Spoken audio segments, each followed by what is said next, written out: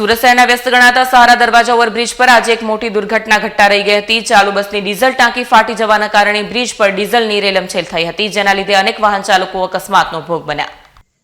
સુરત શહેરના વ્યસ્ત ગણાતા સહારા દરવાજા ઓવરબ્રિજ પર આજે એક મોટી દુર્ઘટના ઘટના રહી ગઈ। ચાલુ બસની ડીઝલ ટાંકી ફાટી જવાને કારણે બ્રિજ પર ડીઝલની રેલમછેલ થઈ હતી, જેના લીધે અનેક વાહન ચાલકો અકસ્માતનો ભોગ બન્યા।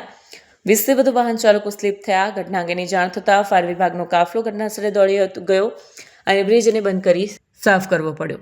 પીક અવર્સ દરમિયાન જ્યારે બ્રિજ પર ટ્રાફિકનું ભારણ વધારે હતું ત્યારે એકાએક એક બસની ડીઝલ ટાંકીમાં ભંગાણ પડ્યું। જોતજોતામાં બ્રિજની એક આખી સાઈડ તેલ જેવી ચીકણી બની ગઈ। ડીઝલના કારણે રસ્તો અત્યંત લપસણો થઈ જતા પાછળ આવી રહેલા વાહન ચાલકોએ કાબુ ગુમાવ્યો હતો। આશરે 15થી 20 જેટલા વાહન ચાલકો બ્રિજ પર સ્લીપ થઈ ગયા હતા।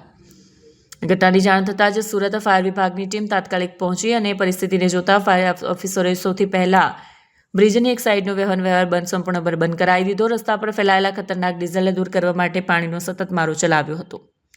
હાલ બ્રિજ પરની સ્થિતિ નિયંત્રણમાં છે, પરંતુ વાહન ચાલકોને સાવચેતીપૂર્વક વાહન ચલાવવા અપીલ કરવામાં આવી છે।